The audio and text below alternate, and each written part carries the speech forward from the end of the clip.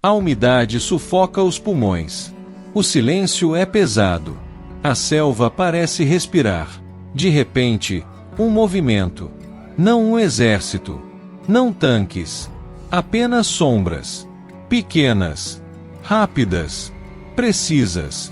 Soldados japoneses aprendiam rápido uma lição brutal. Quando ouviam o nome Gurkha, era tarde demais. Armados com uma lâmina curva chamada Kokri, eles avançavam na escuridão como fantasmas. Temidos. Respeitados. Letais. Mas enquanto eram o terror silencioso da selva asiática, eram tratados como descartáveis pelos próprios aliados. Hoje você vai conhecer a história dos guerreiros do Nepal, os homens que venceram batalhas impossíveis e foram recompensados com silêncio. Antes de se tornarem lendas na Segunda Guerra Mundial, os Gurkhas já carregavam séculos de tradição marcial nas montanhas do Nepal. O Nepal, espremido entre a Índia e o Tibete, é uma terra moldada por picos extremos e sobrevivência difícil. Ali, nas encostas do Himalaia, a vida nunca foi simples. A altitude castiga. O frio fere. O terreno exige força física e resistência mental. Crescer naquele ambiente já era, por si só, um treinamento. No início do século XIX, o Império Britânico expandia seus domínios pela Índia. Quando tentou avançar sobre o Nepal, encontrou resistência inesperada. A Guerra Anglo-Nepalesa, de 1814 a 1816, não foi uma campanha fácil. Pelo contrário, os britânicos enfrentaram soldados disciplinados, ferozes e incrivelmente resistentes. Mesmo com menos armas modernas, os nepaleses lutaram com coragem impressionante. Pequenos destacamentos resistiam a forças muito maiores. Combatiam com determinação quase suicida. E usavam uma arma que se tornaria símbolo de sua identidade: o Kokri, uma lâmina curva, pesada na ponta, feita para cortar com brutal eficiência. Ao final da guerra, os britânicos venceram, mas saíram com algo mais valioso do que território. Saíram com respeito. Em vez de esmagar seus antigos inimigos, tomaram uma decisão inesperada: começaram a recrutá-los. Assim nascia oficialmente a tradição dos Gurkhas no exército britânico. Para os britânicos, era uma estratégia militar inteligente. Para os nepaleses, era oportunidade econômica e honra. Servir como Gurkha significava estabilidade financeira para famílias nas montanhas pobres do Nepal. Mas também significava carregar um código rígido de lealdade, disciplina e bravura. Com o tempo, o nome Gurkha passou a significar algo específico dentro das Forças Armadas: soldados de elite. Eles eram conhecidos por 3 características principais: resistência física extraordinária, coragem em combate corpo a corpo, lealdade absoluta à unidade. A seleção era brutal. Apenas uma pequena porcentagem dos candidatos era aceita. Testes físicos extremos. Provas psicológicas.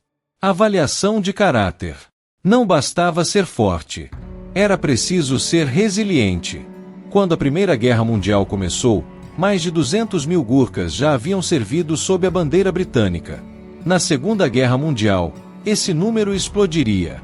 Mas antes da selva asiática, antes das lendas e medalhas, havia algo mais profundo: uma identidade construída nas montanhas. Os Gurkhas não lutavam apenas por salário.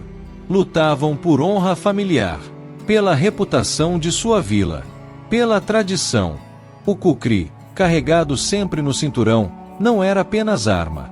Era símbolo. Existe uma velha lenda associada a ele. Se um Gurkha puxa o Kokri da bainha, ele deve provar sangue antes de guardá-lo. Se a frase é mito ou realidade, pouco importa. O que importa é que, quando a Segunda Guerra Mundial chegou às selvas da Birmânia, o mundo estava prestes a descobrir porque até impérios aprendiam a respeitar guerreiros vindos das montanhas. E na selva, respeito muitas vezes vinha acompanhado de medo. Se as montanhas do Nepal forjaram guerreiros, a selva da Birmânia os transformou em lendas.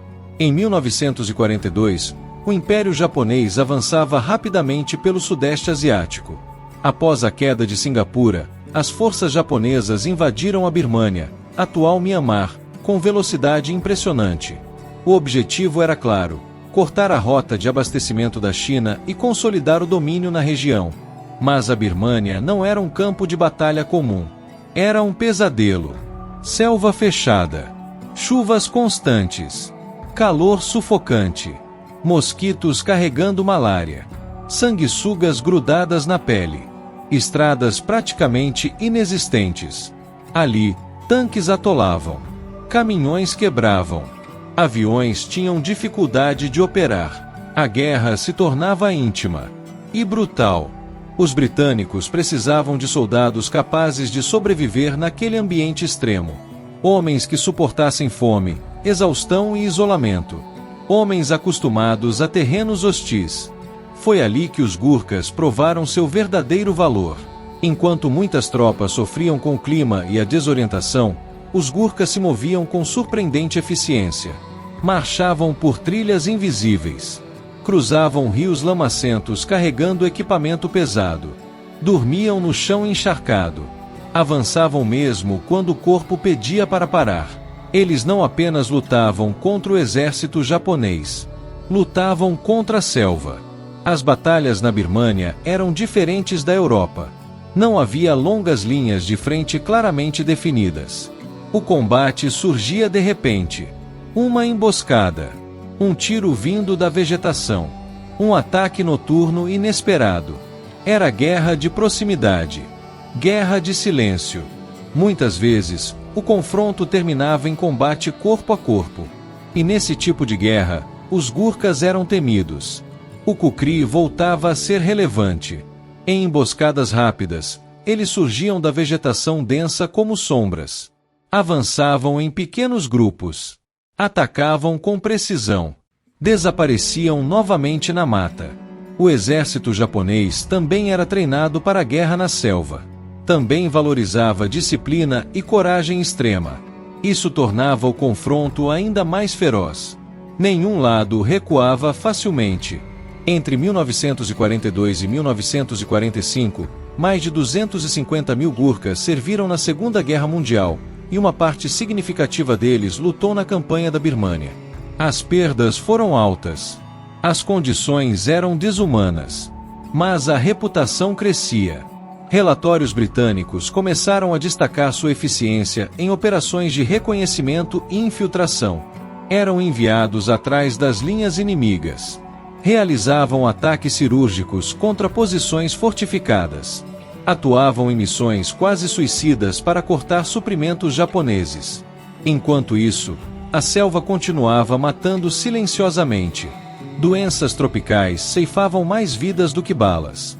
Muitos soldados jamais morreram em combate, morreram de febre, infecção ou desnutrição. Mesmo assim, os Gurkhas permaneciam firmes, determinados. Havia algo quase paradoxal naquela situação. Homens vindos das montanhas geladas do Himalaia se tornaram especialistas no calor sufocante da selva tropical. A guerra na Birmânia não recebeu os holofotes da Normandia.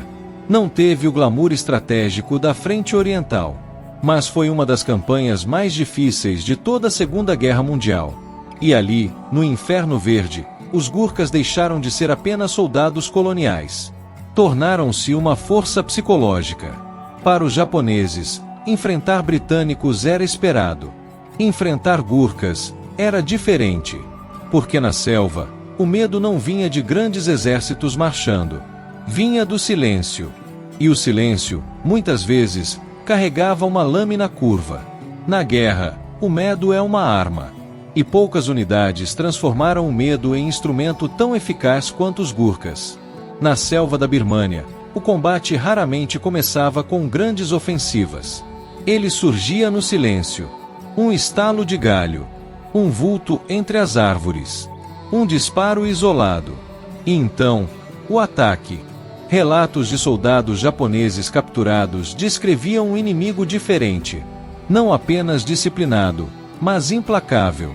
Pequenos grupos que avançavam com precisão cirúrgica. Emboscadas rápidas. Ataques noturnos quase invisíveis. Os Gurkhas não dependiam apenas de força. Dependiam de surpresa. Enquanto muitos combates na Europa envolviam artilharia pesada e bombardeios maciços, Na selva asiática, a luta muitas vezes terminava a poucos metros de distância. E nesse tipo de confronto, a reputação começa a circular. Histórias se espalham mais rápido que balas. Entre as tropas japonesas, começou a surgir um padrão curioso. O nome Gurkha aparecia em relatos com um tom diferente. Não era apenas um inimigo. Era um aviso. Um boato recorrente se espalhou. Se um Gurkha desembainha o Kukri, alguém vai morrer. Não há registro oficial que confirme a origem exata dessa frase. Mas sua repetição constante moldou algo maior que um fato histórico. Moldou uma lenda. O Kukri, aquela lâmina curva tradicional do Nepal, tinha um impacto psicológico enorme. Diferente da baioneta comum, ele parecia mais primitivo, mais pessoal, mais íntimo. Em combate corpo a corpo, era devastador. Existem registros de batalhas em que Gurkhas avançaram contra posições fortificadas mesmo sob fogo intenso, chegando a invadir trincheiras japonesas usando granadas, e quando a munição acabava, o Kukri. Para soldados acostumados com a disciplina rígida do exército imperial japonês, enfrentar um inimigo que atacava com tamanha ferocidade causava choque. Mas talvez o maior diferencial não fosse a lâmina. Era o silêncio. Os Gurkhas eram treinados para infiltração. Movimentavam-se com discrição impressionante. Sabiam usar o terreno. Sabiam esperar. O medo nasce do que não se vê. Em várias operações, patrulhas japonesas simplesmente desapareciam durante a noite. Pequenos grupos eram neutralizados sem disparos prolongados. O ataque era rápido, direto, final. Isso alimentava a sensação de que havia algo quase invisível na selva. Algo observando. Algo esperando. O efeito psicológico começou a influenciar decisões táticas. Tropas japonesas evitavam determinadas áreas após relatos de presença Gurkha. A simples informação de que uma unidade nepalesa estava próxima alterava o comportamento defensivo. Na guerra, isso vale tanto quanto uma divisão inteira. Mas é importante entender algo. Essa reputação não nasceu de brutalidade cega. Nasceu de eficiência. Os Gurkhas eram disciplinados. Respeitavam ordens. Operavam sob comando britânico. Não eram guerreiros descontrolados. Eram soldados altamente treinados que dominavam o ambiente em que lutavam. E isso tornava tudo ainda mais impressionante. Eles não gritavam slogans. Não buscavam propaganda. Não apareciam em grandes manchetes. Trabalhavam na sombra.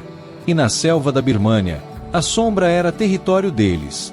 O nome Gurkha começou a carregar algo além de identidade militar. Carregava reputação. Carregava temor. Carregava respeito.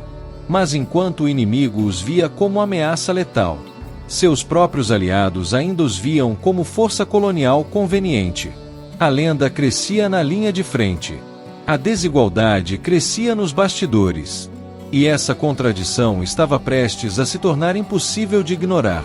Na selva da Birmânia, coragem não era discurso. Era sobrevivência. Entre 1939 e 1945, mais de 250 mil Gurkhas serviram nas forças britânicas durante a Segunda Guerra Mundial. Lutaram não apenas na Ásia, mas também no norte da África, na Itália e até na Grécia. Mas foi no Sudeste Asiático que seu nome ganhou dimensão lendária. As batalhas eram brutais. Terreno irregular. Visibilidade quase nula. O inimigo escondido atrás de cada árvore. E ainda assim, repetidamente, unidades Gurkha eram enviadas para as missões mais arriscadas. Ataques contra colinas fortificadas. Invasões de trincheiras sob fogo intenso. Resgate sob bombardeio. E o que mais impressionava os comandantes britânicos era um padrão: eles avançavam. Mesmo feridos. Mesmo em desvantagem numérica. Mesmo quando a lógica militar sugeria recuar. Durante a Segunda Guerra Mundial, 13 Gurkhas receberam a Victoria Cross, a mais alta condecoração militar britânica por bravura em combate. Um número extraordinário para uma força relativamente pequena. E por trás das medalhas, existiam histórias reais. Homens que seguraram posições sozinhos após toda a unidade ser neutralizada. Soldados que continuaram lutando depois de múltiplos ferimentos. Combatentes que avançaram sobre metralhadoras inimigas para permitir que seus companheiros sobrevivessem. Um exemplo emblemático foi o de soldados que, durante ofensivas na Birmânia, atravessaram áreas minadas e sob fogo direto para tomar bunkers japoneses, em alguns casos usando apenas granadas e o kukri. Essas ações não eram encenadas. Não eram propaganda. Eram decisões tomadas em segundos. Decisões entre correr ou proteger o homem ao lado. A cultura Gurkha valorizava algo profundo, lealdade absoluta ao companheiro de unidade. Abandonar um irmão de armas era impensável. Essa mentalidade criava algo poderoso no campo de batalha, confiança total entre soldados. Cada homem sabia que o outro não recuaria. E isso, em guerra, vale mais que equipamento moderno. Mas a bravura tinha preço. Milhares de Gurkhas morreram na Segunda Guerra Mundial. Outros milhares ficaram feridos permanentemente. Muitos jamais retornaram às montanhas do Nepal. E ainda assim, suas histórias raramente apareciam nos grandes livros de história ocidental. Quando se fala da campanha da Birmânia, os nomes mais lembrados são generais britânicos, estratégias aliadas, movimentos logísticos. Poucos lembram dos homens que atravessaram lama, febre e fogo direto. Poucos lembram dos que avançaram em silêncio. Para os oficiais britânicos, os Gurkhas eram soldados confiáveis, exemplares, eficientes. Para os soldados aliados, eram parceiros de combate respeitados. Para o inimigo, eram ameaça real. Mas fora do campo de batalha, o reconhecimento não era proporcional ao sacrifício. Enquanto medalhas eram entregues em cerimônias formais, a estrutura do sistema colonial permanecia intacta. Os Gurkhas eram celebrados como heróis, mas pagos como tropas secundárias.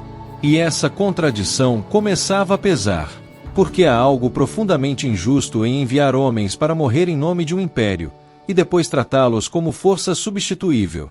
Na linha de frente, eles eram elite. Nos relatórios administrativos, eram números. Ainda assim, mesmo diante dessa realidade, uma coisa nunca mudou. Eles continuavam lutando com honra. Porque, para muitos, a guerra não era apenas política internacional. Era compromisso com a unidade. Era a reputação da vila natal. Era orgulho familiar. Na selva da Birmânia, medalhas brilhavam sobre uniformes encharcados de suor. Mas o brilho maior não estava no metal. Estava na coragem. E coragem, eles tinham de sobra. Na linha de frente, os Gurkhas eram tratados como elite. Nos bastidores, eram tratados como coloniais. Enquanto enfrentavam metralhadoras japonesas, recebiam soldos muito inferiores aos dos soldados britânicos que lutavam ao lado deles. A diferença salarial não era pequena. Era estrutural. Mesmo desempenhando as mesmas funções, enfrentando os mesmos riscos e recebendo as mesmas medalhas, os Gurkhas recebiam menos. Tinham menos benefícios. E, após a guerra, menos garantias. O sistema imperial britânico era claro. Eles eram considerados tropas do império, não cidadãos plenos.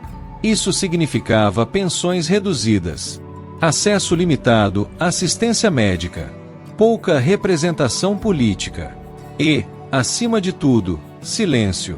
Após o fim da Segunda Guerra Mundial, muitos Gurkhas retornaram ao Nepal. Voltaram para vilas isoladas nas montanhas. Voltaram como heróis invisíveis. Não houve grandes desfiles. Não houve reconhecimento internacional amplo. Não houve narrativa glorificada nos livros escolares.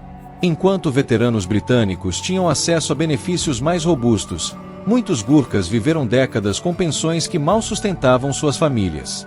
E havia ainda outro fator difícil de ignorar: o racismo estrutural do período colonial.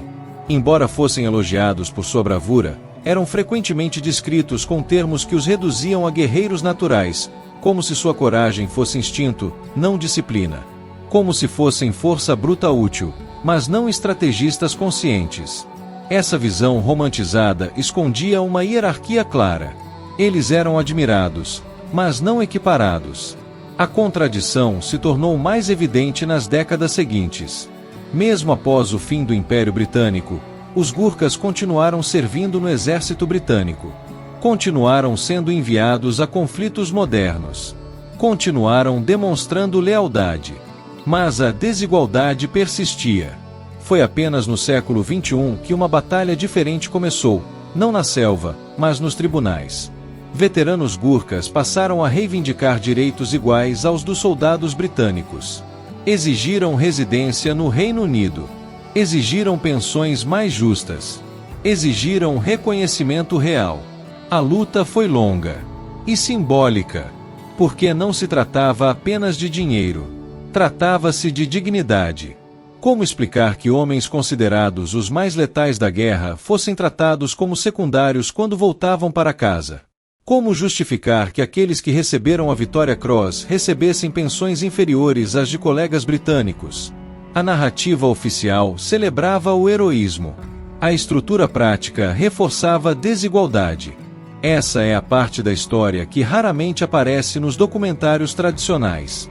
A parte que desconstrói a imagem romantizada da guerra. Porque, no fim, impérios lutam por interesses estratégicos.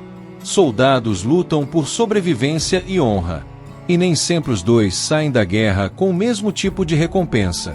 Os Gurkhas mantiveram sua reputação intacta, mas carregaram, por décadas, o peso de um reconhecimento incompleto. Heróis no campo de batalha. Descartáveis no sistema. E talvez seja exatamente por isso que sua história precisa ser contada. Não apenas como lenda militar, mas como capítulo de uma injustiça histórica que demorou quase um século para começar a ser corrigida. A guerra terminou em 1945. O mundo celebrou o fim do conflito. Mas para os Gurkhas, a história não terminou ali. Vindos do Nepal, um país que jamais foi colônia formal britânica, esses homens lutaram sob a bandeira do exército britânico por décadas. Serviram em 2 guerras mundiais. Lutaram na campanha da Birmânia, na Itália, na Malásia, nas Ilhas Falkland, no Afeganistão. Eles sobreviveram à selva. Sobreviveram às trincheiras. Sobreviveram à guerra. Mas precisaram sobreviver também à indiferença. Durante muito tempo, sua história ficou à margem dos grandes livros sobre a Segunda Guerra Mundial. Quando se fala da campanha da Birmânia, mencionam-se generais, estratégias, mapas. Raramente mencionam os homens que avançaram na lama, carregando o cukri na cintura. Ainda assim, algo nunca se perdeu. A reputação. O nome Gurkha continua carregando peso dentro das Forças Armadas modernas. O processo de seleção ainda é considerado um dos mais difíceis do mundo. Milhares de jovens nepaleses disputam poucas vagas todos os anos. Porque servir como Gurkha não é apenas emprego. É identidade. É tradição. É continuidade de uma linhagem de guerreiros das montanhas. E existe um paradoxo poderoso nessa história. Eles não lutavam por um império que fosse seu. Não lutavam por expansão territorial própria. Lutavam por contratos militares, sim. Mas também lutavam por honra pessoal, por sustento familiar, por reputação de vila. Em muitos casos, o conceito de pátria era diferente. A lealdade era a unidade. Ao companheiro. Ao compromisso assumido. Hoje, o kukri ainda é símbolo oficial dos regimentos Gurkha. Não como ferramenta de terror, mas como marca de herança cultural. Entre as condecorações recebidas ao longo da história, destacam-se diversas medalhas, incluindo múltiplas Vitória Cross, a mais alta honraria militar britânica por bravura. Mas talvez o maior legado não esteja nas medalhas. Está na reputação construída sob fogo real. Está no respeito conquistado, inclusive entre antigos inimigos. Está no fato de que, em meio à selva, quando o nome Gurkha era sussurrado, ele carregava algo além de medo. Carregava reconhecimento. E essa é a pergunta final que fica. Foram eles guerreiros sem pátria? Ou símbolos de uma honra que transcende fronteiras? Talvez sejam ambos. Porque a história dos Gurkhas não é apenas sobre guerra. É sobre como homens simples, vindos das montanhas do Himalaia, entraram em conflitos globais e deixaram uma marca permanente, mesmo quando o mundo demorou a reconhecê-la. Temidos pelo inimigo. admirados pelos aliados, subestimados pelo sistema, mas jamais esquecidos por quem lutou ao lado deles. E talvez essa seja a verdadeira vitória. Não a medalha, não o território conquistado, não a bandeira hasteada, mas o respeito que atravessa gerações.